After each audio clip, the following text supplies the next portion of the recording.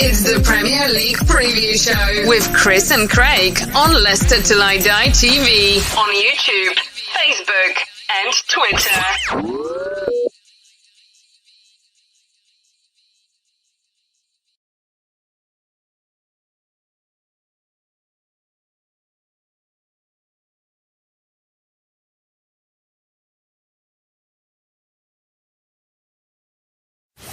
It's the Premier League Preview Show with Chris and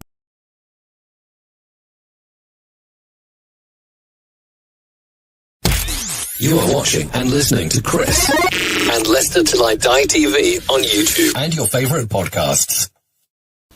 Hi everybody, Jerry Taggart here. Now be sure to watch Chris and Leicester Till I Die TV by subscribing on YouTube and following them on social media for all the latest Leicester City news and information. Come on, you foxes!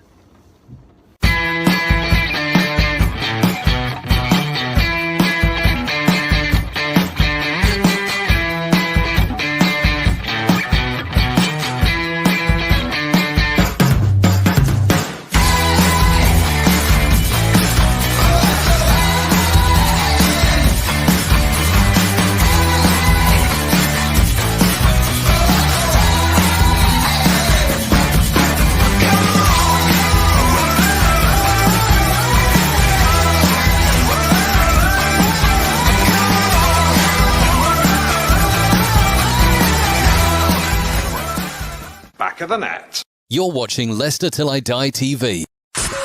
Watch us on YouTube. Listen on your favourite podcast platform. Or ask your smart speaker to play the podcast Leicester Till I Die. Subscribe, like, follow and join in now. Right, Chris. All right there. All right at the back, a few technical problems to say the least tonight. How the devil are you all? Welcome along. This is Leicester Till I Die TV, and this is where you can find us.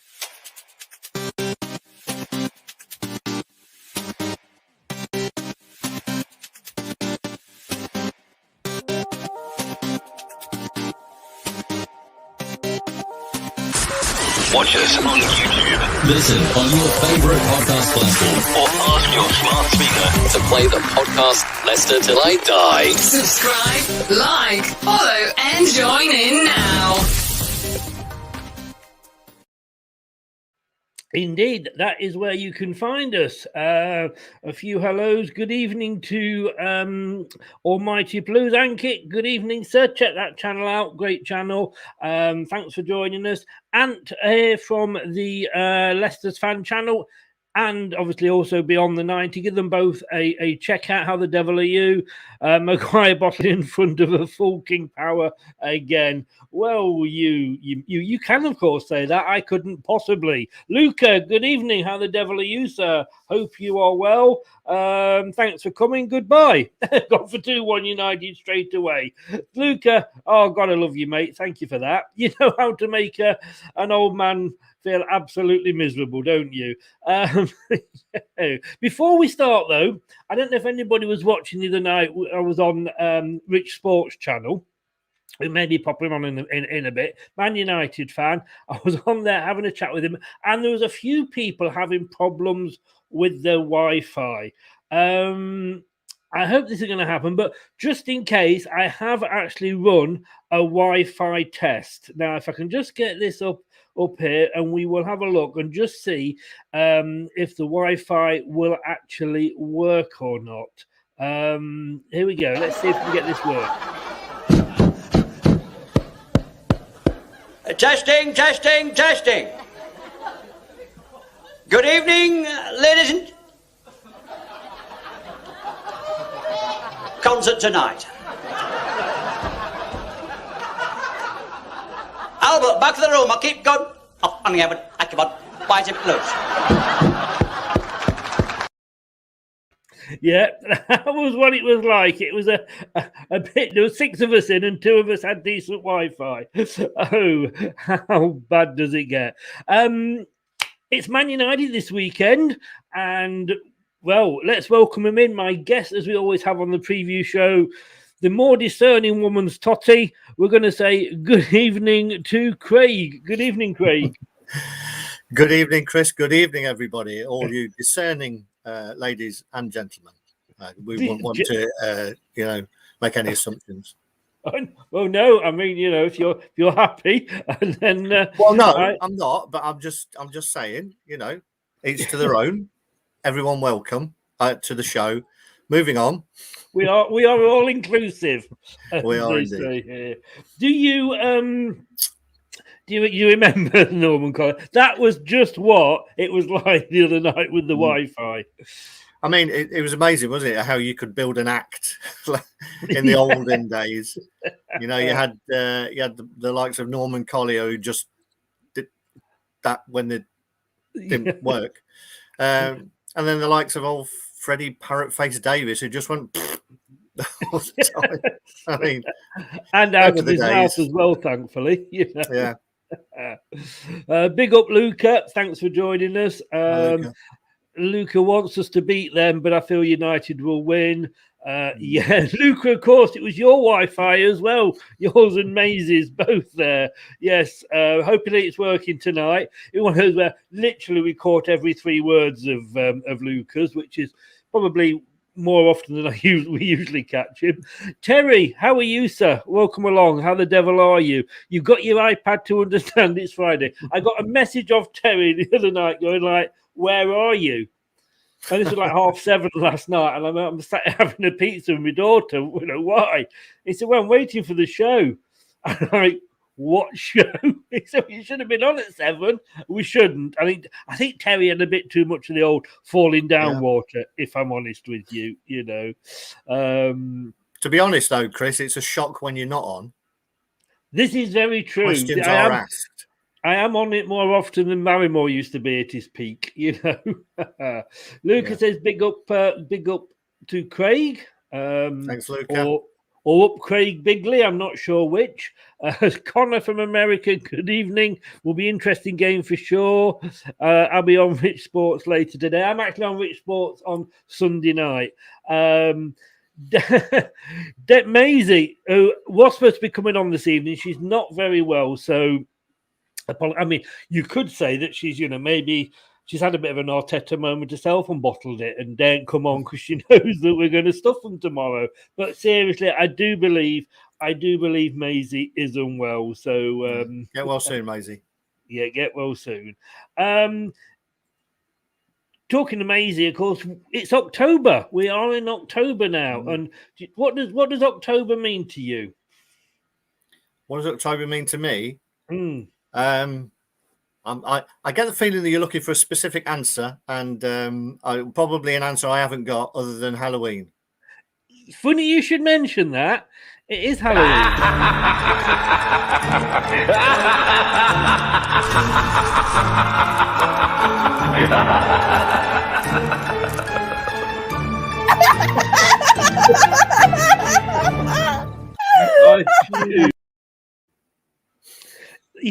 I am just thinking now of Michael Jackson's Thriller with Maisie on the end, if you pardon the expression. That I think would have sold so many more records, wouldn't it? I think it probably would have done. And have you heard of fan art? Yes. Be careful how you say that, but basically, where like yourself, that's a well-known media figure, you get sort of fans that draw art of you. Well, yeah, I've heard of it. I've not been subject to it. Well, you're lucky because some of us have, and I've always got on well with Dan from Turf Morehouse TV, the old Burnley fan, but he did send me some fan art through earlier, so I'm a little bit worried about this. I don't know quite. He's put himself in the clothed one, and me.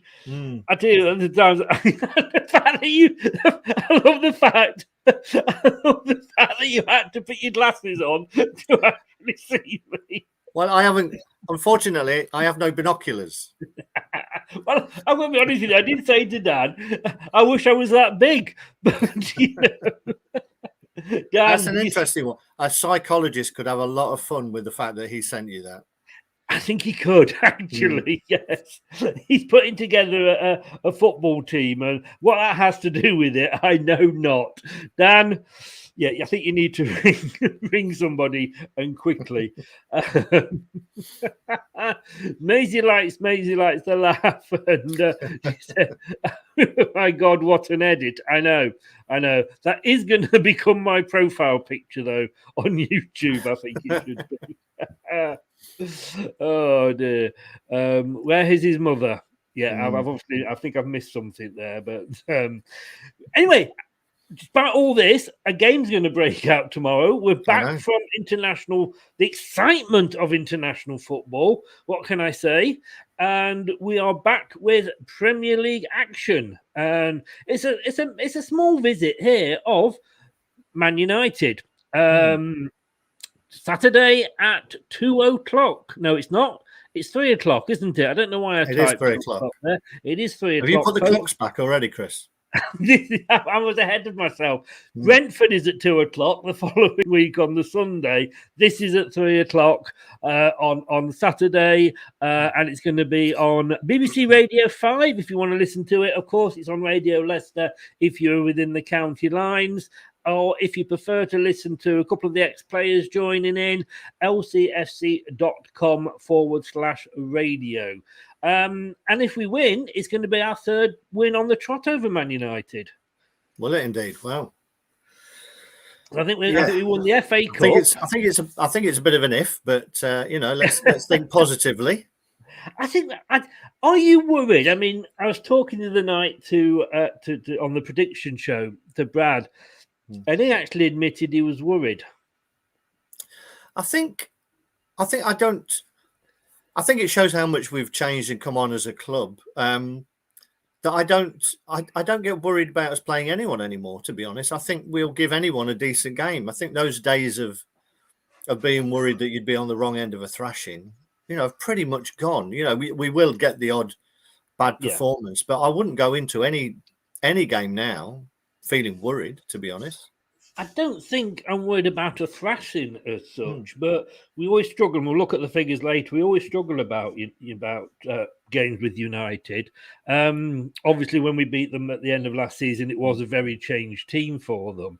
But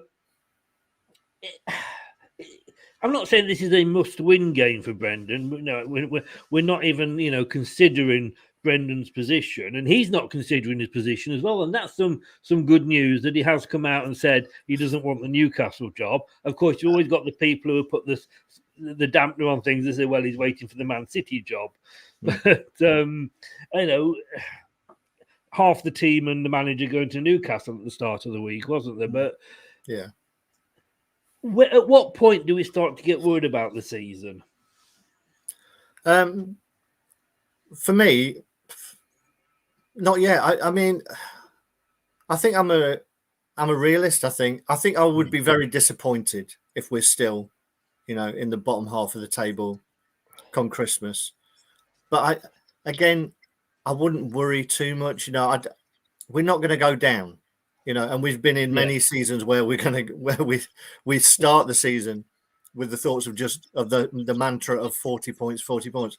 I heard Ranieri pulled that one out as well during one of his interviews early on this week, when people were asking him, could he do the same with Watford as he did with Leicester? And he repeated, my mantra when I went in at Leicester, it was, 40 points, 40 points. So, we're not at that stage. It's disappointing so far. We've got good players. We've got a decent manager. So you would think that at some point it's going to click for us. And is it almost like, I don't know, I feel like this might be, we've had two really, really good seasons. Some could argue, if you're honest and take your blue tinted spectacles off, that we may be possibly punching above our weight. Mm-hmm. When we were in the top four for so long. The top four is pretty much all sorted. Yeah. I think we know who the top four is going to be, just not the final order. But of course, people have been saying, "Oh, you're going to be fifth again. You're going to be fifth again." But you've got other clubs, Everton. You've got West Ham. Villa possibly. All the these are the teams that think, we're not exclusive to that position. And I just think maybe this is the season when it's a bit of a reality check. I think you're right, and it just shows you, doesn't it? How opinions change. I would imagine that the majority of Leicester City fans, if you asked them now and said, "Okay, we'll give you 5th place," they'd snatch your hands off. Based on the start we've had to the season. Yet last season, finishing 5th was a disaster almost. So. It just shows you how you're not fickle as football fans, exactly, are we? It shows you how how you just get disappointed. You get on that roller coaster, and when you're 4th and you're in the top 4 all season, 5th is a disaster almost. When you're hovering around mid-table or in the bottom half, 5th looks a fantastic end to the season. So I think we're due one. I think most teams. Within their remit, Man United, let's talk about Man United, had a couple of seasons outside the top 4. That's their equivalent, to be honest, of us finishing mid-table or bottom half. That's the equivalent thing. Virtually every team does it. And I think maybe you're right. This year it's us that we've got to change a bit. I think football's changed a bit. I think the Premier League has changed a bit. And I don't think we've caught up yet. I think it's probably going to be a battle of the two teams who are struggling to adapt, in that we play too slow. I think Manchester United can be accused of playing too slow as well.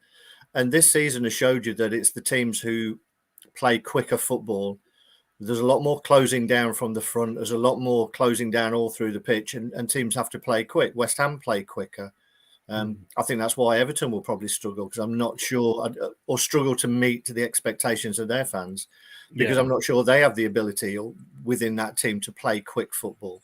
And I think that's the way that the Premier League's going at the minute. So unless we adapt and learn to play a bit quicker, I think it's going to be a mid-table season. Yeah, Terry's just saying there, I can't agree. I'm not 100% sure Man United will end up in the top 4. We did have that discussion, Terry, but it was last night at 7 o'clock. You should have tuned in. You missed it. Sorry, Terry, can't resist. Maisie says there, anything less than top 3, that's if we get a small gap between 3rd and 4th, is a failure for Man United. Yeah. I just think this season...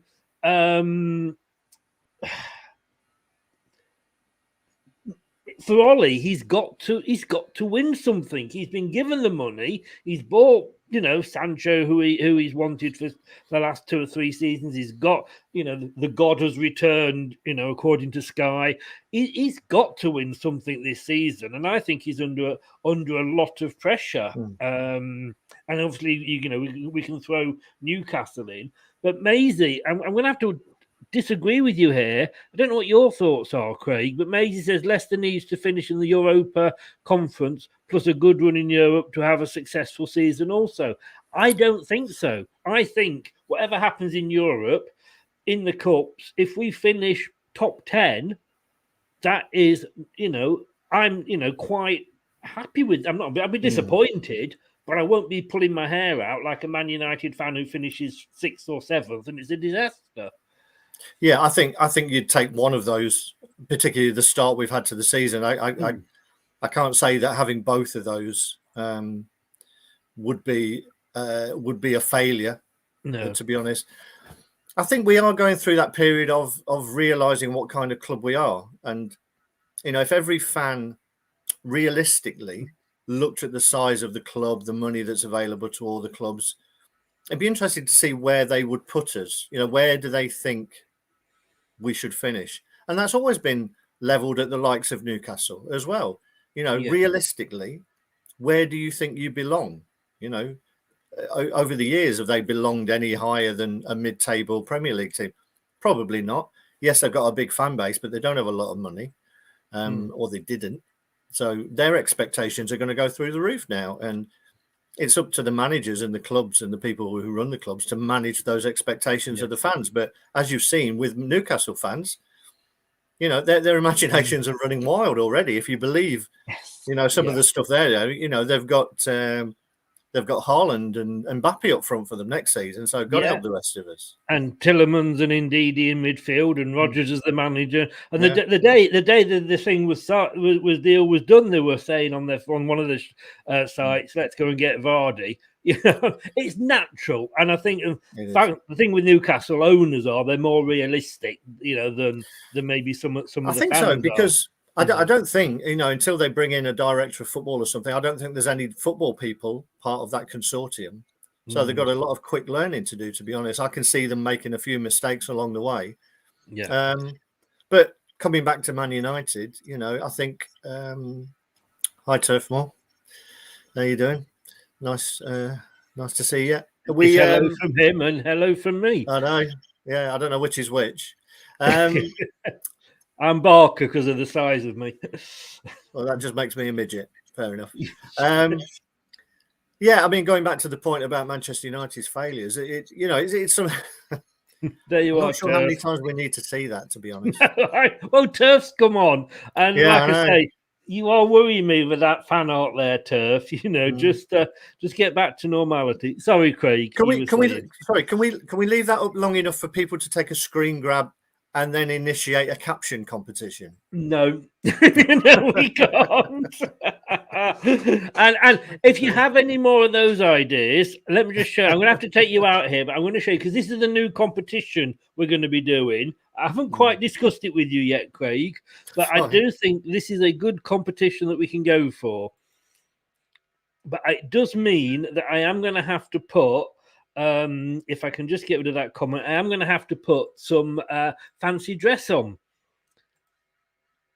There we go. How do we feel? How do we feel about playing that game? I think it would work. I think it really would work. Well, I'm sure we'd get a lot more viewers, to be honest. Yes. Is that your Halloween outfit? Have you watched that yet, Craig? No, I'm not. I'm aware of it, yes. But I haven't yet partaken. I heard about it on the telly yesterday morning, and I watched the first, and I'm like, watch the first episode, and I'm like, what the hell is this? And I just had to watch the second one. So yes, they'd probably sooner see me in that than see me like Dan sees me. But going back to Man United, so this was just last season. They only got a point off us, although they did say it was a weakened team they put out against us. But I even remember then, pretty much like the start of this season, we struggled against that Man United team that was out. Yeah, I mean, what would really help us is if Fred was fit, I think, because I think he's been our best player the last few times that we've played against Man United, to be honest. So that would be good for us. I'd take that. But yeah, they're almost like the bigger brother of Leicester, that you never really know which one's going to turn up. No. That's how we're feeling at the minute, and I think Man U and their fans must be exactly the same. That they don't know. They've got such a wealth of talent at that club, but he's struggling to blend it. And Brendan's got the same at the moment. Not so much a wealth of talent, but he's struggling to blend the talent that he does have at his beck and call. I've got a lot of that talent tomorrow. I mean, and we'll come on to this later when we do, because we were hoping if Maisie had turned up that you were going to do a combined 11. So we're going to try and do a combined 11 with yourself, which might join in if Which can get on, but it is a little bit early for him. But the back two could be interesting. I think both back fours, are going to be interesting, to be honest. Centre half pairings. There's some injury news that's coming out of our club that has made me look at the combined team that I've put together again. But I think it's more positive news for us, but not so much for Manchester United. So it's going to be interesting which way they go, to be honest, and whether it depends whether Ollie has faith in the centre-back pairing that he does put out. If by all accounts, Varane, I think we know, is definitely out, and Maguire looks like he'll be out as well. if he doesn't have faith in them, then there's every chance that he's going to go with another 2 in front of them, which takes away a bit more of their attacking prowess. I know he likes to play with 2 holders anyway, but I think that would be even more so if he hasn't got his first choice centre-back pairing out.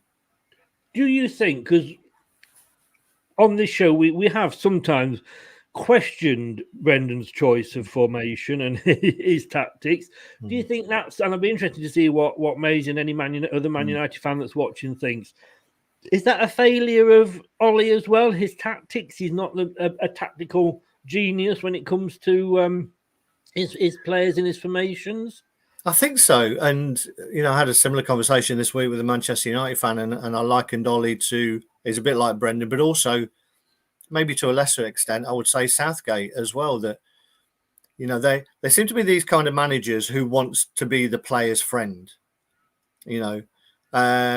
rather than this sort of strong arm person. And I think you get the feeling that all the players love Ollie, particularly those that are playing, those that don't, maybe not so much. But his failure is when it comes to the tactical side of it, and when he comes up against someone who understands the tactical side a little bit more, he doesn't make the changes that are required, and it's the in-game changes. I think, that's where managers earn their money. And very early on, if we go back to the early days of Mourinho, that was the thing that everybody talked about Mourinho, that he would make substitutions really early in games if he saw that his tactics weren't right and he needed to tweak it. And he had fantastic success on the back of that. So it's those in-game changes. And I think that's where Ollie's fallen down a lot, that he's not reacted to either what the opposition's doing or changes the opposition make as well. So, I think that could well be his downfall. Going back to your earlier question that he has to win something, I think you're right. I don't think he can go through another season without any silverware, because it's 3-4 years he's been there now. So yes, yeah, and he's got the team now, and he's been given the money and the players. He should. Dan, thank you so much for that. Contributed via a super sticker. Anybody that's feeling a little bit generous, please do. And if I can get YouTube and get my hands around their throats, I'll actually sort out the way that they can get the money to me. I'm having a few problems with them at the moment. Maisie says, I think there has been faults with Ollie information who played. However, I think there is a fault in the coaching staff. You were said before, though, Craig, it was interesting that you were liking and going back to Mourinho and his style. And you got Ferguson and the old hairdryer and all this.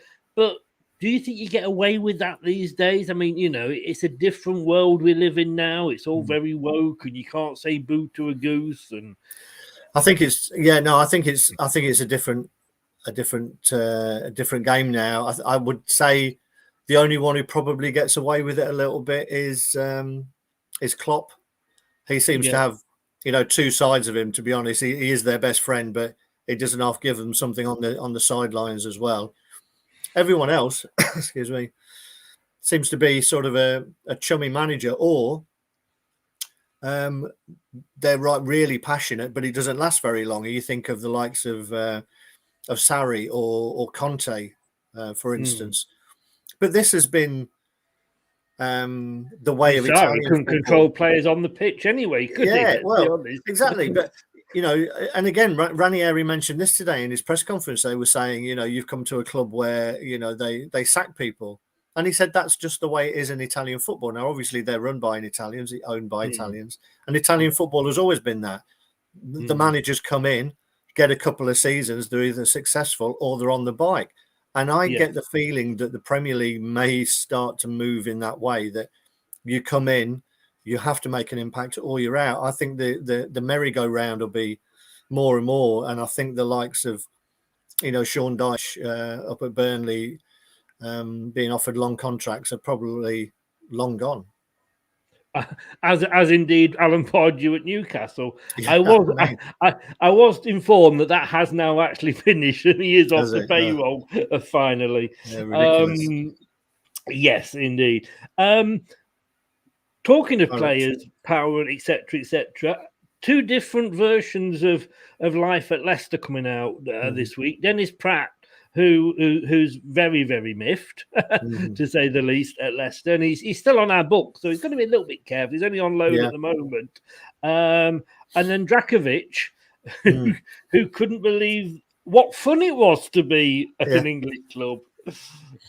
I think, I think Pratt is obviously feels a little bit hard done to, and I think most people will, most Leicester fans will believe it as well. And I think it's hard to disagree with what he came out and said. You know, he is sort of kind of burning his bridges a little bit. Yeah, because the fact that he was saying that he looked at the team and the players who were in his position that were competing with him weren't pulling up any trees, yet he still wasn't getting any game time. Yeah.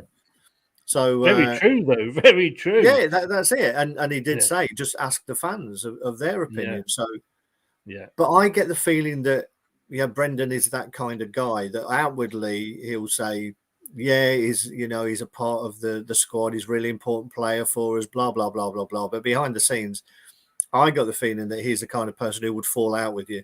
I mean, didn't he come out pre-season when he couldn't get rid of Benkovic on a loan deal? All of a sudden came out and said that his attitude in training was fantastic. He's been a real part of the squad. Haven't seen a hair or hide of him. So he can't played on the bench once in Europe because he can't be in the Premier League squad. Yeah. They got him in the European squad. So, I don't know. I just get the feeling that Brendan would fall out with players. Yeah. Well, we're going to have a little bit of a food break. While Maisie's here, we're just going to have a little bit of a food break, I think. Garlic bread? Garlic? Bread? She loves her garlic bread, does Maisie. So going on to Peter Kane, I forgot where I was now. The form going into this. I mean, Man United's not been that. Yes, they had 3 wins, but in fairness, Wolves and Newcastle, that they should be given for Man United. West Ham, that's a little bit tougher. But losing to Villa, and of course they just drew with Everton, so they're not on brilliant form. No. And Maisie, thank you very much. I can afford a garlic bread now. The donation, thank you so much. For ourselves, it is a bit more worrying. Our biggest win of the season, as it happens, is a 2-1 over Norwich, and of course we let a 2-2 against Crystal Palace go. But to me, it's been the performances. Yeah, it's. It used to be. Particularly when, I know I keep harping back, but the season we won the league, I remember that the feeling of joy that came over you if we got into the lead, because you had you almost knew that if we got in the lead, we would go on and win the game. We had that run of, I think, 3 or 4, 5, maybe 1-0s in a row. But that relief, I remember going to games and the relief of getting the first goal, because you thought, we'll see this through now. Yes. Now we can't even hang on to 2-goal leads, So, it is worrying from that perspective. It is the performances, and he really hasn't got that balance right.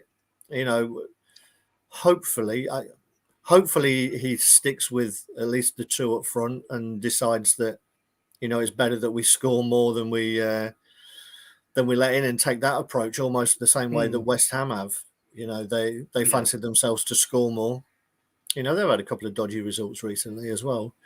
But finding the balance is the key. And we know that, there's players on the Man United side tomorrow that will punish us if we make any errors.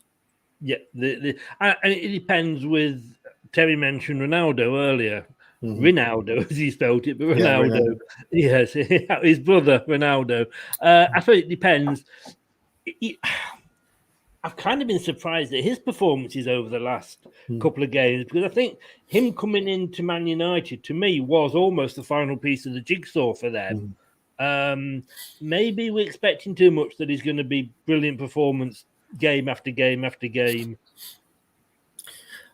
Potentially, yeah. Let's face it. He is. I know he's only a couple of years younger than both of us, but he's still looked after himself pretty well.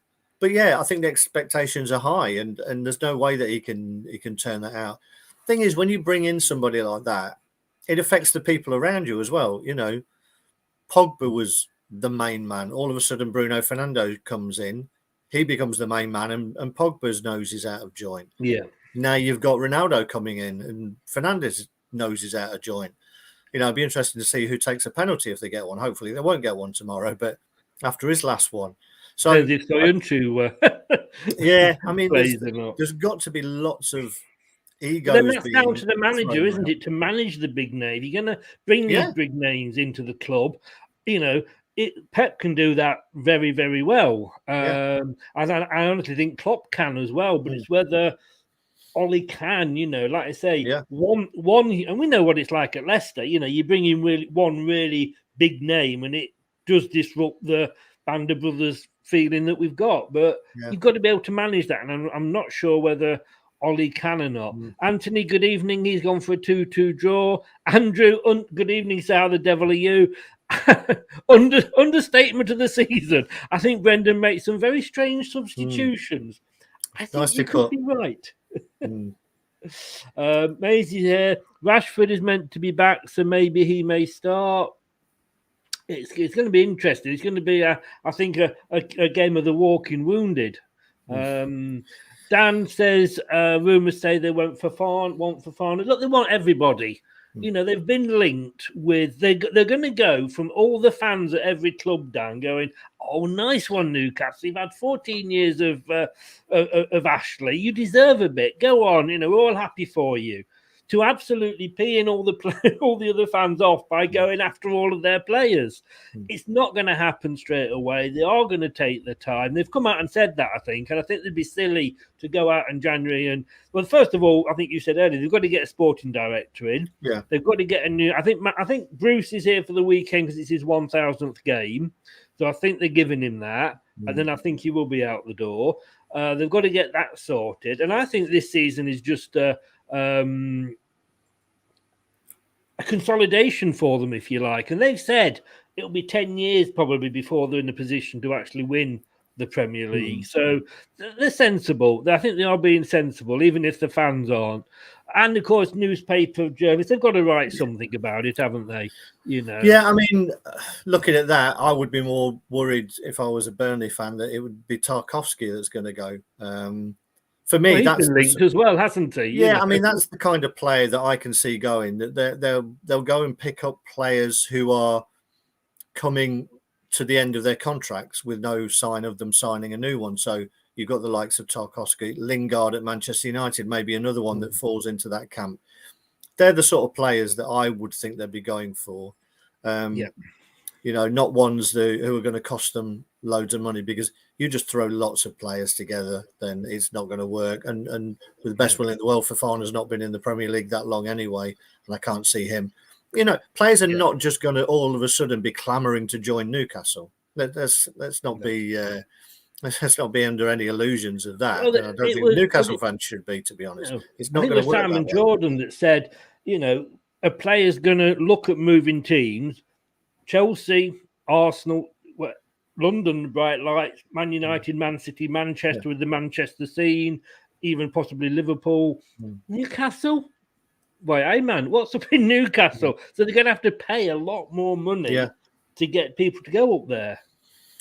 They are, and it's whether people, players want to be part of that from the starting point. And, if you're just going for the money, you're not there for the right reasons. And I'm sure that, the Newcastle fans wouldn't want people to be going there just for the money as well. They want people who are in it for the long haul. So they've got to be really careful about who they do pick up and players who want to be part of growing something. So, and I think a lot of that will come from the manager as to who they go on to get. Yeah. Can I just say, I think we should actually just clip that, because Dan is agreeing with me. It is not often that Dan agrees with me. And so I think I just need to actually sort that out. Going back to Man United, Dan, I want to we're going to look at the team later, but they are apart from Man City, this is the real test for us, isn't it? It's the first, what I would call, big test. And this is the game that's worried me, because if we're not beating the likes of Palace, Burnley, Brighton, and no disrespect to them, what was going to happen against Man United. Well, this is it. I think, I think if Man United beat us, we're already 9 points behind them, to be honest. So if you've got any ideas of having a top 4 tilt, it's probably going to be down the pan tomorrow, to be honest. So, yeah, it's not a must win, although I've sat on this show prior to multiple games and said, where people have said that it's going to be a must-win game, and I'll go down the other path again and say it's a must-not-lose game.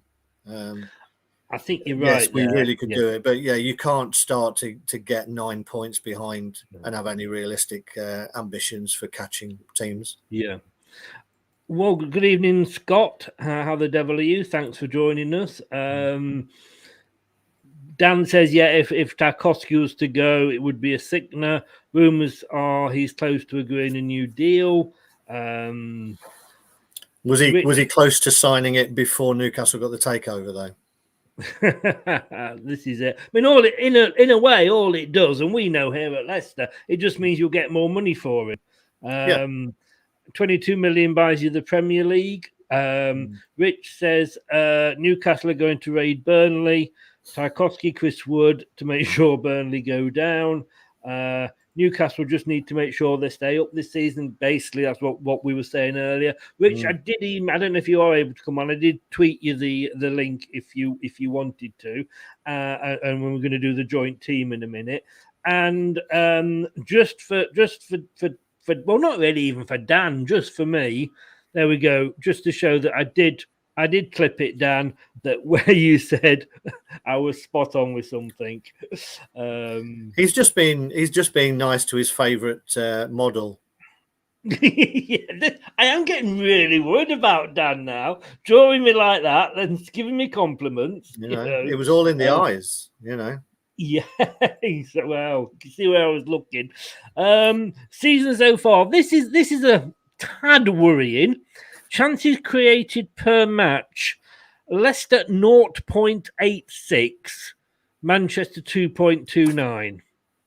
You can't let Ronaldo have that many chances and don't think he's going to score. No, I to be honest, I'd love to know how they work those stats out, because even Burnley, when we drew 2-2, so two, we got 2 goals. That must be 2 chances. We had at least 3 chances before that we could have scored. So there's 5 in one game. And what have we played? 7, 8 games? So basically, if that's the stat, what they're saying is we haven't made any chances other than in the Burnley game. Someone needs to explain that stat to me, I think. And maybe Brad's the man. He loves a stat. He does. He does indeed. I didn't look at that. I mean, average goals scored per match, we're 1.29 there too. This is a Premier League, by the way. I should just say that. Average goals conceded, we're 1.7 there. 0.86. I get those because you can work those out easy enough, But like you say, the chances created, it does worry me just looking at that. And the other thing that worries me slightly is, of course, the old Premier League table. I mean, this time last 2 seasons we've been comfortably in the top 4. There we are now in 13th. If it goes against us this weekend, we could be down to 17th, literally. We could be. We could be looking over our shoulders at Moneybags Newcastle. Yes, and on top of Dan, and that's not a very nice thought. I know. We've seen the picture. You prefer being under him. Oh, shush. People start to believe you. He says, quickly changing tack. Let's have a look at some comments here. Thanks for that, Craig. You're welcome. You can't catch 9 points unless you're Man City or Liverpool last season. Dorco, good evening. So how the devil are you? If Madison's and Tillermans turn up, we'll be okay. Well, that's the big question, isn't it? Static, good evening. So how the devil are you? Thanks for joining us. Hey, Chris and Craig. Turfmore says you should have won that game. You shouldn't. VAR showed you were clearly miles off. And you didn't deserve to win that game because you got a team full of cheaters. let's just be honest, Cornet. Sorry, did I say that out loud? That wasn't that shouldn't have come out quite as loud. I was listening the other day. They came out with the most influential player, and Albrighton right up there in the Premiership League. It'd be interesting to see the team, and we will very, very soon be coming on to that. And let's just have a look here. Head to head. I mean, I know I said earlier that we'd won the previous sort of the last two. One was the FA Cup quarters, of course. We'll just get rid of that comment. 30 times we played them in the Premier League. We've won 3. Yeah, it's not great. It doesn't fill you with a lot of confidence, does it? No. This is. Am I building this up to be more scary than it should be? I mean, I know we are in Halloween and we are in the scary month here, but am I building this up to be more scary than it probably will be? Yeah, I think so. As I say, I'll go back to the fact that our best 2 performances have arguably been against Manchester City and Napoli. Yeah, who are both at the top of their respective divisions or near the top, the best teams there. And we've performed very well against them. We've been unlucky. We were unlucky against Manchester City. You could argue again that they had better chances, but the one that they got and they took was a lucky break of the ball. Yeah. And we have been unlucky with a few breaks of the ball, to be honest. I think it was the same against Palace. Yeah, we didn't deserve more than a point, but both of their goals were breaks of the ball that bounced to them. So, these are little things that go either way. And in some ways, you can say that we've played really, really poorly this season. Yet we've been in every game and we could have taken more points than we could have done. But I don't think Man United have pulled up any trees either, to be honest. In terms of the players they have, I don't think they've been, walloping teams. I think that Wolves game where they won 1-0, if my memory serves me right, Wolves should have been out of sight in that game. It was one of those again that Traore missed a hatful of. So I think they're a little bit susceptible to pace. It'd be interesting if Bailly plays. He's got a bit more pace. So again, it's going to be interesting. That it's going to be very tactical tomorrow in terms of the teams that are put out there. So surprised it'd be really what interesting Maisie to see said. the team sheet. What Maisie said there. Ollie is in extreme pressure. The game is a must-win for Man United tomorrow. I think at the minute, because I don't think their form has been brilliant, to be honest, and I think patience is wearing thin, to be honest. Having said that, I don't know. I'm not sure, where they're going to go. Who would they get in if they got rid of Ollie at the moment? I'm not sure. There's not a lot of candidates without pulling someone out of another big team. Well, Steve Bruce might be available. That's a very, very good shout. And to be honest, and of course, he's played for Man United, so exactly. It's like returning of the prodigal son. Well, exactly. It's enough to get you the job these days. That's how Ollie got it. Not for anything else he did. So. Yeah, it's going to be interesting. The team sheets are going to be really interesting, more so than most weeks, I think. Yes, it is, and the formations and what have you. Right, it's that time when hopefully Maisie would have been in, but like I say, do get better soon, Maisie, and thanks for coming in. I don't think Rich is going to be able to join us. It is a bit early for him. So you're going to do a combined 11 on your own of Man United and Leicester. This could be interesting. You could lose a lot of friends on here. And we'll have a look at that right after this. Oh, no. Oh, no. Oh, no, no, no, no, no.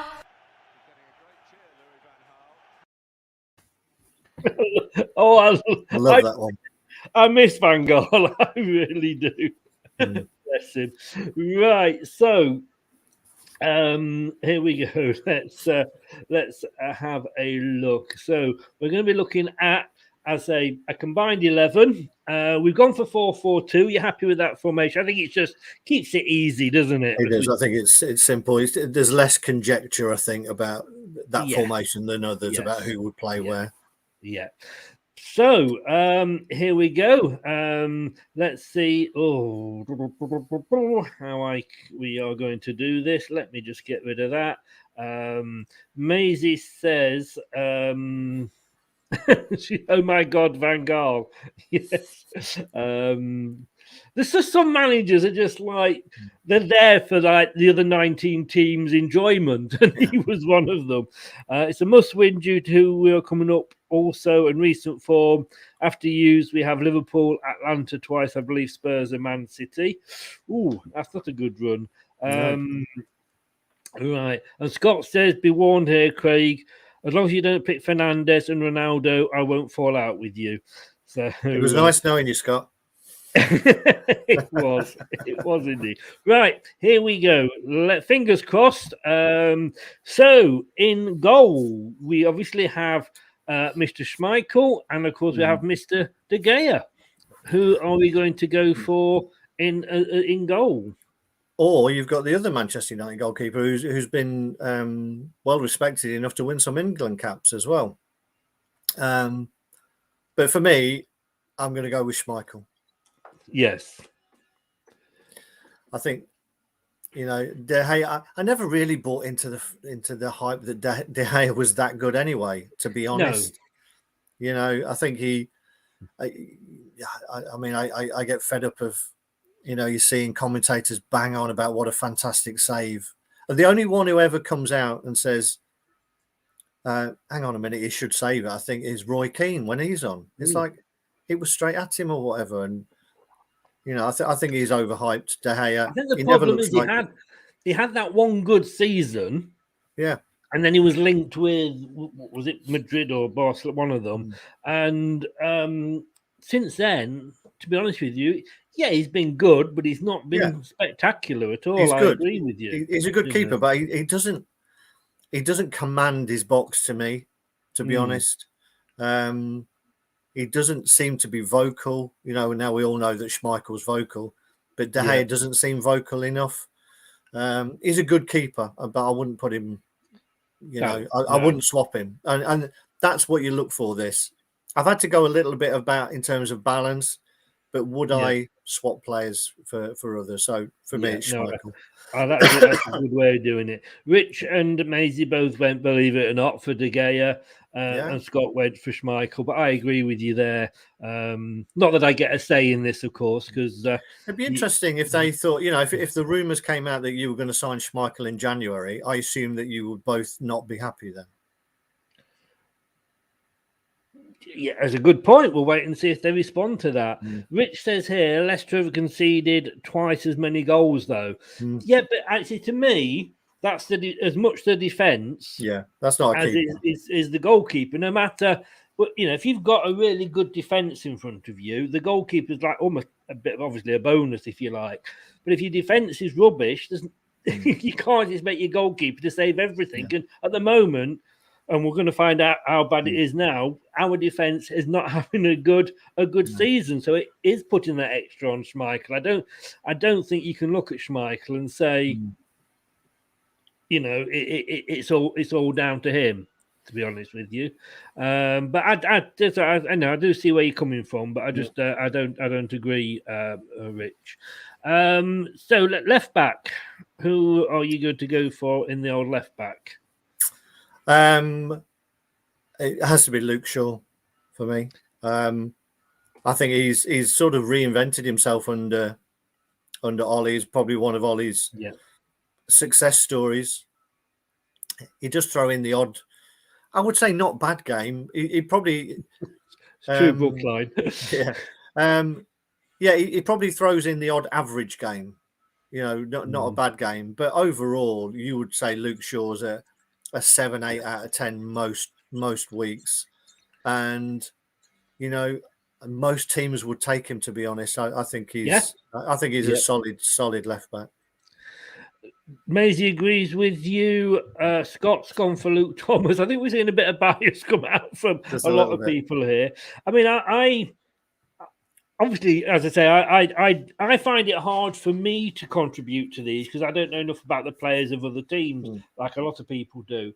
But I tended to have my opinion of Luke Shaw. It was on the Mourinho, he's fat, he's overweight, he shouldn't be playing sort of thing. At the Euros, he was one of my England players of the tournament. to be honest with you. And I think I would, I would have him if he was available and we could get him in. We couldn't afford him probably. I would definitely say, Maisie, you didn't get the memo, did you? You didn't get the memo.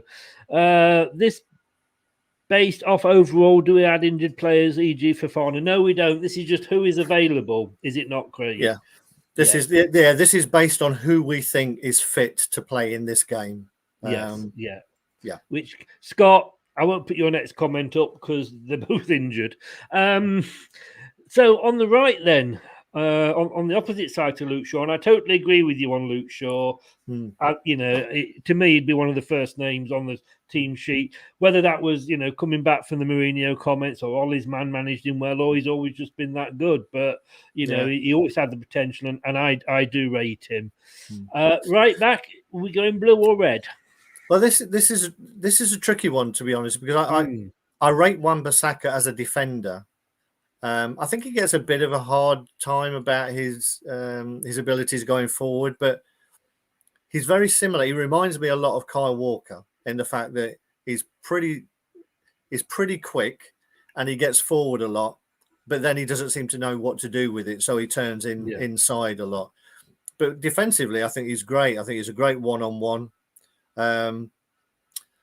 But I can't put him ahead of either of ours, to be honest. And what I've gone for here is based on current form. And I've actually gone with Castagna over Pereira. Based on the fact that I think he's been more solid defensively. Excuse me. But he does get forward and support the attack. I think at the top of their game, Pereira would win it for me. But at the minute, I don't think Pereira's at the top of his game. So I've gone with Tim on this one. I just think he looks a little bit more solid at the moment. I'm not saying that Maisie and Rich are biased at all. Wouldn't call them Mr. and Mrs. Brown Paper Jiffy Bag at all. But they're both going for all Man United players here. But then again, it's got to agree there. But no, I agree with either Castagna or Ricardo. And yes, I totally say I agree with you, Castagna on current form. Rich, you obviously see the guy more than we do. He says he's been good this year, but sorry, you should have been on the show. It's our show and we'll do what we want, Terry, you are going off topic. Well, with that, go on. We'll come back to that later. Okay, now this is going to be very interesting because you've probably got a pool of about 2 players to pick from here. Now, I know one that I would definitely have in there if the rumours about fitness are true. Let's have a look next to Luke Shaw. Oh, geez. Is he available? Yeah. I'd have him in goal, though, because Jesus saves, doesn't he? Well, apparently so. But Vardy nets the rebound. To paraphrase a famous bit of graffiti.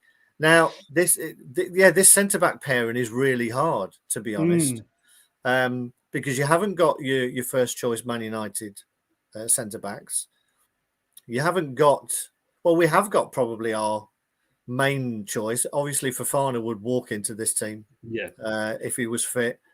If everybody was fit, this is Fofana and Maguire, and we just move on really quickly, I think. Yes. But they're not.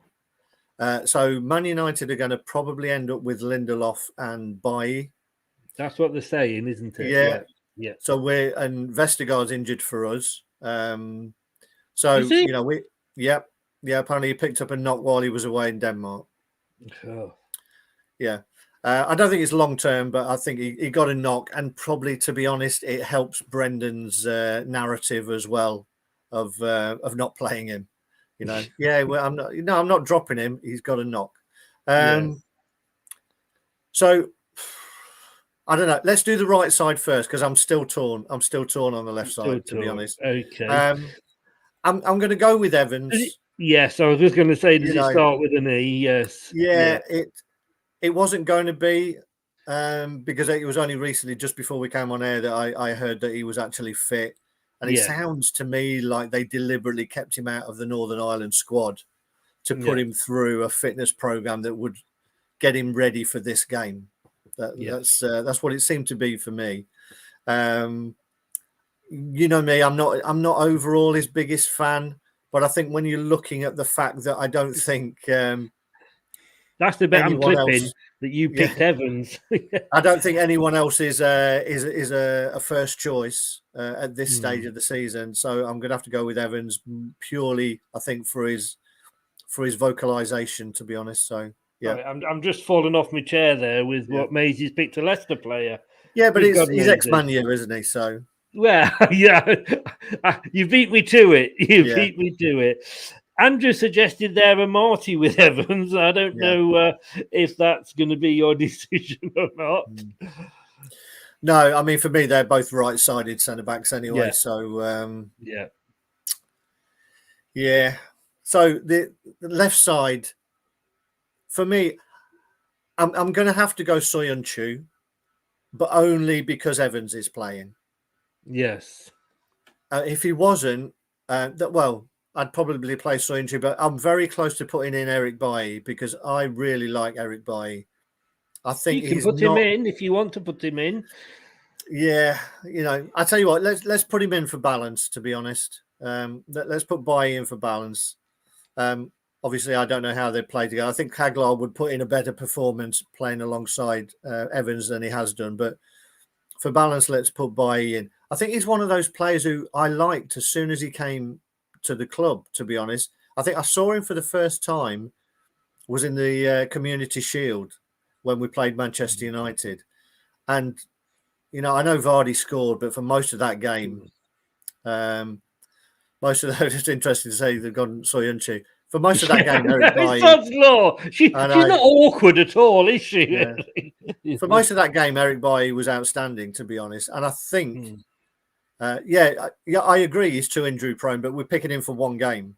So that's why I'm putting him in, because I think when he is fit, if he had a run of games and could stay fit, I think he'd be a top class defender. And do you think with Soyuncu as well? He's been moved over to the right, and it seems to have sort of calmed him down. Because we know at the start of the season he was having a mare, and of course putting him back on the left against Ronaldo is, the worry. I think he'd be too Vestergaard tempted not to playing kick him, just messed my graphics up, because on the post match I've got Vestergaard and Ronaldo as the featured players. But so I think I can see, because it's the left.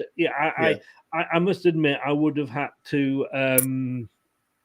I had to go down the line with Bailly as well. Munsey, good evening. How the devil are you, sir? United to win all the way. Surprise, surprise, as Silla once said. Being a Manchester fan. Don't blame you at all. Nandez, good evening, sir. How the devil are you? Maisie says, yes, he will. I think he will. I'd be surprised if he doesn't. I don't think Solskjaer can get away with having Alex Ferguson criticising him for not playing him again. No. Did that happen? I've not seen that. By all accounts, again, you don't know whether it was true, but by all accounts, Ferguson was heard saying that he made a mistake in his last team selection, and you always play your best players. But... Do you know what gets me though? Is ex-managers that hang around the club, and don't get me wrong, I understand why, Ferguson is there in his ambassadorial role and what have you, but those sorts of comments just aren't helpful to me. They're not, but you can't, I understand that, but I don't think that wherever you go, you should be self-editing. I would imagine that's post-match. They've gone into the restaurant, they had a few drinks or whatever. Some of the press people have been in there, and whether it's been overheard or not, I don't know. I doubt he would come out deliberately and say it. No. It sounds to me like the sort of thing that he's had a private word with somebody over a drink after the game, and somebody's picked up on it and decided to leak it. Can you imagine somebody doing that to Alex Ferguson? Why, God, I don't think you could. But right, sir, left midfield. Left mid. I know Rashford's fit. But, and it is a big but, bit like I've got. it's it's Yeah, it's always the fact that behind he you, though, hasn't mate, don't played. worry. Yeah, the fact that he's been out for a few weeks. Again, at his best, he's a great player. For me, he's not consistent enough. So I haven't put him in. I've gone actually on the left-hand side. I've gone for Lookman. Oh, right. Okay. He's not played there this season. No, he's not. yet. But for me, No. he looks more natural on that side. Yes. He played really well for Fulham last season, and he was I off was that going to say that side was the nearly all position he time. played for Fulham, Yeah. wasn't it? Which was Yeah, a surprise it- when we've got our problem is the right that we went for him when he's more of a Yeah. left-sided player. Yeah, his natural instinct is to dip inside on his right foot. So I'd like to see him play down that left-hand side, to be honest, and I'd put him in there ahead of Rashford. On the way that he's played so far, I'd put him ahead of Rashford, and I'd put him ahead of Barnes as well at the moment. Yeah. I mean, he has... He excites, and I always say he excites players when he comes on. Sorry, he excites fans when he comes on. He gets the crowd going, but he seems to be better coming on as a substitute. And when he started, he's not had brilliant games. Yeah, it's true, and I think, and I've mentioned this a few times. I think football now is moving towards, more of a squad and picking a team with a view to who you're going to the changes that you're going to make as well. To be honest, so I think you have to look at that and think, right, okay, I know what I'm going to get for him in 30 minutes. For 30 minutes if I bring him on, but that doesn't always work out because you don't know how the game's going to go. Your game plan can be ripped up with an injury here or there. So it's a tricky one, but I think they take it more into account now, the changes that they're going to make. Yeah. On the other side, to Lookman. Yeah, I mean, it's a tricky one, to be honest. So you've basically got Greenwood, Sancho, or Lingard versus Perez or Brighton. It's going to be. I'm sorry, there's only one option, I think, isn't there? That particular button is always is going to be red. That's for sure. No, it's too late. I've typed him in. You mentioned his name. He's in there. No, it's a tricky one. This is because I'm really impressed. I like Mason Greenwood. I think he's a really good player. I like Lingard as well. Really good player. But I'm going to pop Sancho in there. There's definitely a player there. I mean, he was fantastic last season or the last couple of seasons for Dortmund. Not just his goals, but a number of assists that he's got. And I think Ollie's not really giving him free rein at the moment. And I think Greenwood is a big part of that because Greenwood has been playing so well that it's difficult to drop him. So Sancho's not getting a look in, but I know it's amazing they've been after him for so many years, and now they've got him. They're not playing him. You've got to go on form. And as Maisie said there, Greenwood, and Rich says Greenwood on form, but no, Sancho gets your vote. And like you say, why you didn't put Perez in there, I don't know. I'm sorry. I thought you were good at this, Craig. You've disappointed me. You really have. Right.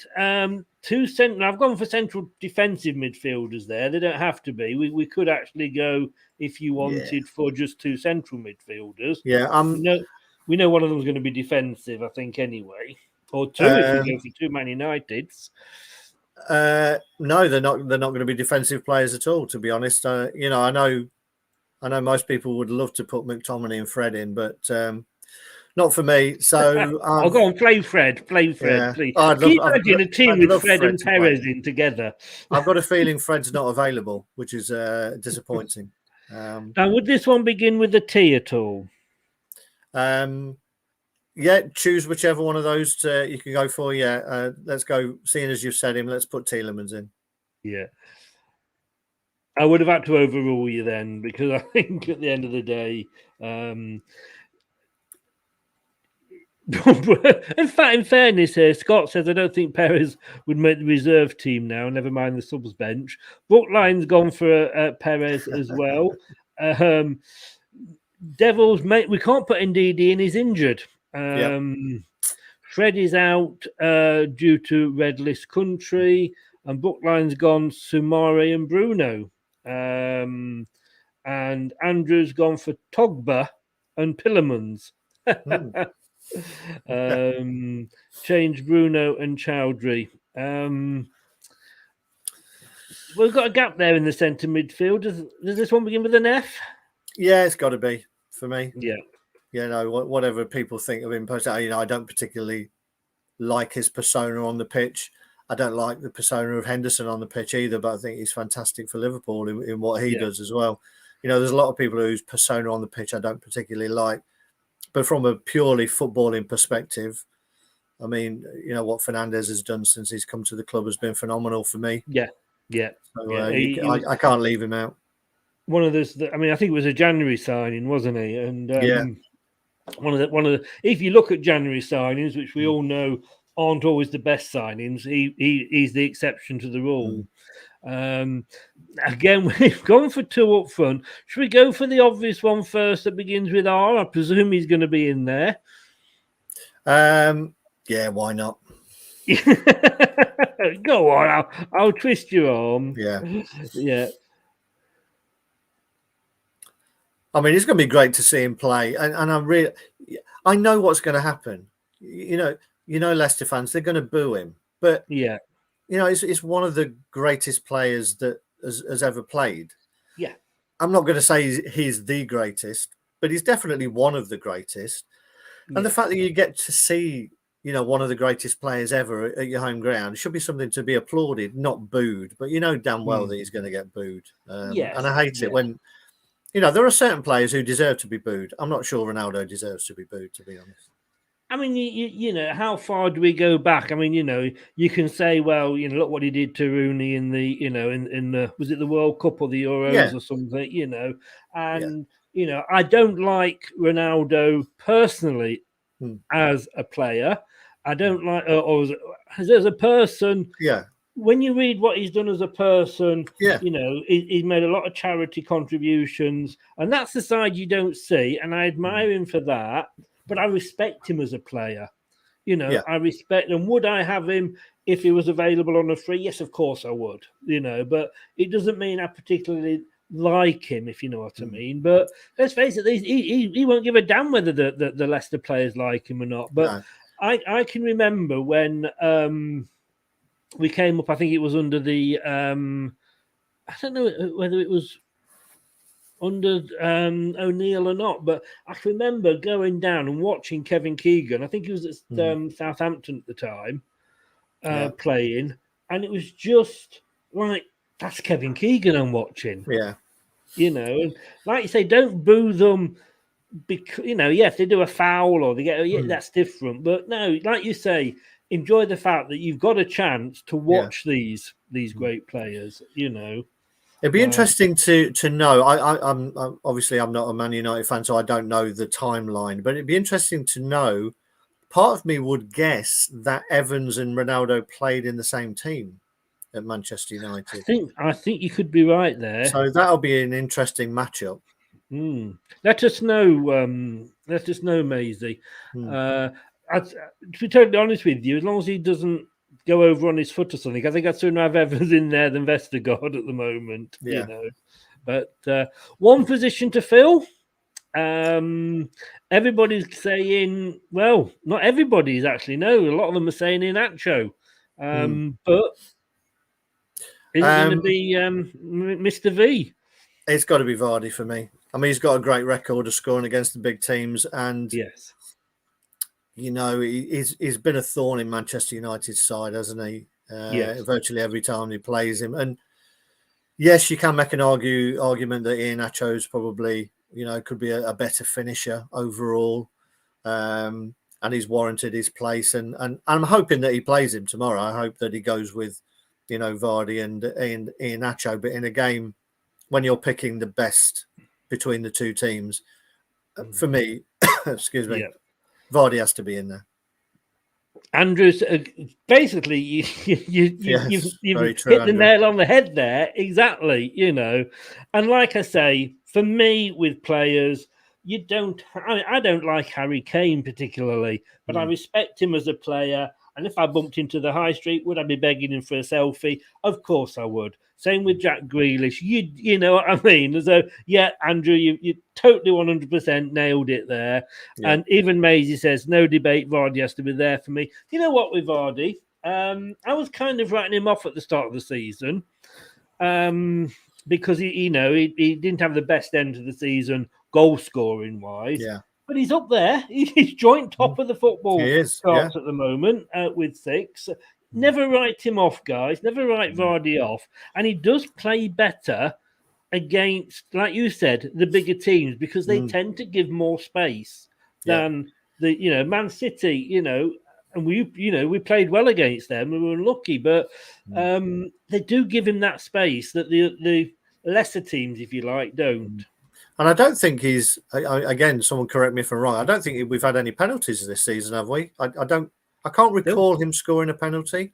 No, I don't think we have. No. Out of his 6 that he's got so far. And usually he bumps his numbers up with a few penalties as well. Yeah. Maybe tomorrow. Yeah, Bookline. If you, if I had a prize for the message or the post of the day, that would win it. Maybe this will be the Newcastle 2022 starting 11. Chris needs Chowdhury or Samaria on tomorrow just to keep both Fernandes and Ronaldo quiet. This is, like I say, this is a bit of fun. This is just a joint who we think are the best players from the two teams to slot into an imaginary 4-4-2. Scott's saying here, though, do you think he'll go 4-4-2 tomorrow? What do you think Brendan will do tomorrow? I don't know. Well, to be honest, I think he'll go 4-4-2 because I don't think he's got enough centre halves to do anything else unless he brings a Marty in. No. And then you haven't got anybody on the bench. So you can't change it and you can't bring anybody on if there's an injury, you're going to have to change it in game anyway. So for me, I don't think he has many options. He could potentially play Castagna and Pereira, I guess, and move Castagna in. But I think he needs to go 4-4-2. Again, Ollie's probably going to go with his 2 defensive mids again. So there's back 4, 2 defensive mids. There's 6. There's 6 players who are going to line up and look to predominantly be in their half. So if we're sitting back as well, geez, that'd be a bore fest. For me, we have to take the game to Manchester United. They always look more vulnerable when teams go at them and have a go at them. So I hope we do tomorrow. We are at home, so we should. But we do know with Brendan, he can be very defensive at home. He can be defensive and he can be stubborn as well. Well, sounds a lot like you and me. We're each one, and we won't say which is which. Well, that was a team, and we're going to have a look at score predictions straight after this.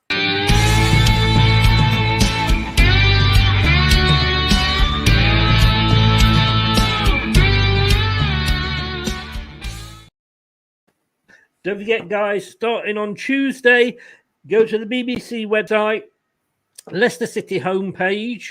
They've redesigned all their football pages this season, the BBC, and I will be making a comment every Tuesday. Nothing on the match, not a match report or anything like that, but something on something that's affected Leicester during the week, and that will be live on the BBC website, Leicester City homepage every Tuesday.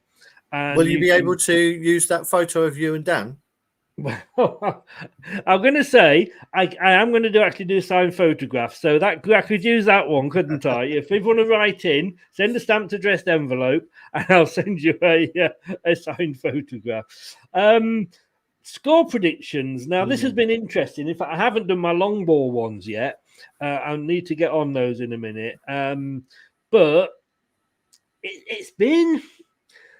Even the ex-players are kind of not very confident, shall we say. Now, I've gone for a 2-1, because I went for that one yesterday on the Man United Agendas show. I went for 2-1, so I have stuck with that. Ian Marshall, who you know, and far be it from me to argue with the big man, has gone 2-1 to the smaller half of Manchester. Steve Walsh, bless him, he'll never go against the club. So if he thinks we're going to struggle, he always goes for a draw, 1-1. Tags has gone 2-2. Steve Linux has gone for his reverse psychology again. He said he's gone 3-0 to Man United. I do hope you're wrong, Steve. And Ian Wilson, yes, Ian, finally, thank you. You've agreed. Gets behind Leicester. He's gone 3-1 Leicester. That would be rather nice. Well, there's not a lot of choice left for you there, Craig, but any of those, or are you going for another 5-3? I'm not going to go for a 5-3. No.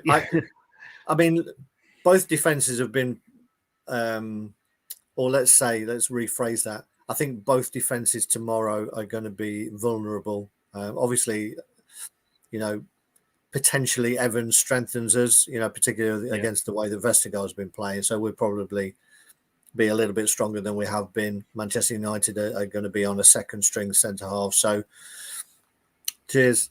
So I'm going to go, I'm going to hope for a goal fest. I'm going to go 3-2 to Leicester.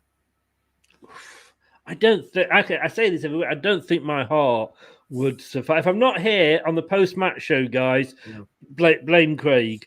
We'll probably go 2-0 up, get pulled back to 2-2, and then we'll get a late penalty. Yes. I'm going to come to a last question, which is a very good one from Andrew in a minute. Thanks for joining us, Static. You've had to go. Scott saying here, depending how we line up, if we have Nacho and Vardy up front, I fancy a 3-2 Leicester. Maisie said 4-2 to Leicester. Leicester, I assume. Yeah.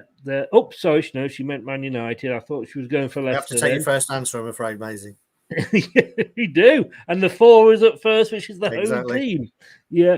And Dorco says 90th minute Vardy penalty to win 1-0 would be perfect. Again, if that is to happen, I think my heart would be going as bad as it was for the 3-2 that Craig chose. I just hope for a win. I really just do hope for a win. Andrew says here, what manager would you have, Brendan or Ollie? It's a very good question. Yes. And what you as me, well, Maisie? Who would you have? I'd have to go Brendan, to be honest. I like Ollie, but anyone who has that wealth of talent at their disposal and then plays 2 defensive midfielders, not for me. I'm sorry. I can never get behind that. I quite like Scott McTominay, to be honest. I think he's a decent player, but I think he should be like Ndidi and be allowed to sort of patrol that space on his own. Scott McTominay and Fred, I mean, no. I can't imagine any other manager having all that talent at Manchester United and saying we really must stick with 2 defensive mids. I just wonder, I just get this feeling with Ollie that he's almost a stopgap manager. Well, he's about 4 years now, stopgap? Well, this is what I mean. When he came in, it was obviously he was following. Was it Van Gaal he followed or Mourinho? I think it was Mourinho, wasn't it? Because the team were in such a bad way, and when he came in, they just won. Gave him a contract, I thought, a bit early, and I like Ollie. Don't get me wrong, but he got the contract before his temporary contract as well, because obviously he'd come over from Mould, I think it was. And then obviously it all went a bit pear-shaped. And I'd say probably temporary manager is the wrong word. He's not. I think Silverware will come back to Man United. I don't think it will be under Ollie as manager. I think it's interesting. I mean, Ollie hadn't shown anything in his previous managerial career to give him that job, to be honest. No. He'd not done great when he was at Cardiff. He got blown out of there pretty quickly. And the same at Mulder, I think he was doing okay and he left there. Why wouldn't he? He was always going to come to Man U if they came corner. But the thing that must gnaw away at Manchester United fans is, what if during these last 3 seasons we'd have had a Klopp or we'd have had a Pep or, even a Thomas Tuchel or something, during these years when we've got these players. And now you've got arguably, you could probably put out one of the best 11s in the Premier League when everybody was fit. Yet you've still got Ollie as the manager of it. and therefore you probably never will put out your best 11. Yeah. So that's got to be a frustrating, almost a what if, and as you say, I'm the same. I like Ollie, but you just think that Man U could have done better and could have done more with a really, really top class manager these last couple of years. If it wasn't Ollie in there doing what Ollie's doing at the moment, and if it was another manager like a Van Gaal or something like that, then I don't think he would be given this time. No. For me, Man United, I would, if I was a Man United fan, and I know a lot of them don't like it, but I would have loved somebody like a Conte, because I think they've got players who just need a rocket up the backside. They've got all the talent in the world, but you never really feel that they've you've never really got that. You feel they've got that sort of real up and atom desire, and then Ollie's too nice to actually get up the backside. I think somebody like a Conte prowling around that touchline wouldn't allow them to rest on their laurels as much as Manchester United do. And if he came in 2 years, won something, and then it all blew up, fair enough. But you'd have had some silverware. Indeed. Craig, as always, sir, a true gentleman. Thank you so much for coming on and being so honest and making the show look half decent and half look like we know what we're talking about, because I'm the half that doesn't. Thank you very much. Stay in the back room, because I'm going to have a quick word with you after to run something past you. But thank you very much, sir. Enjoy it at the if you can at the KP tomorrow. I'm sure you will. I will be there. All right, cheers. Thanks, everybody. Cheers, Chris. Take care. Thanks a lot, Craig. Yeah, we're gonna have a tour. Oh, it's almost like being called back to the headmaster's office, isn't it? Go into the room and wait just there. We're gonna be back tomorrow evening with this.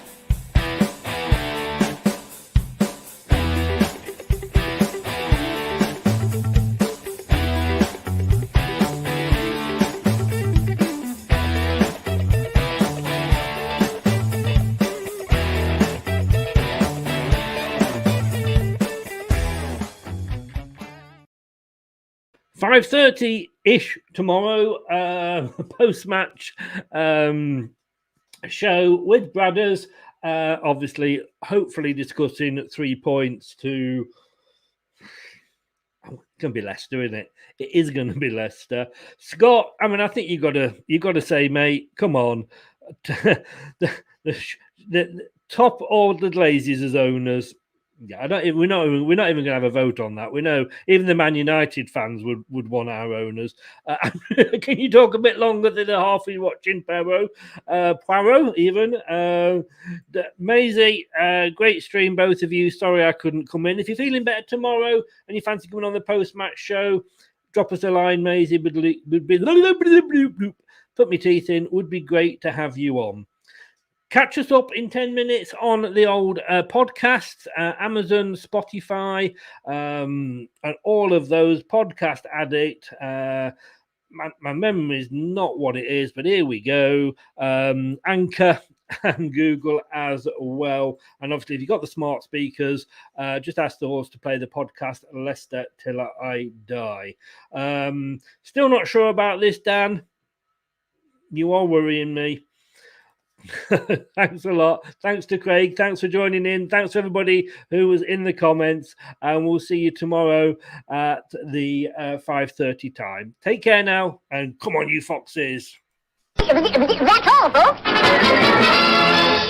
Hello, Matt Elliott here. Be sure to watch Leicester Till I Die TV on YouTube and follow all their social media platforms for all the latest updates and news on Leicester City Football Club.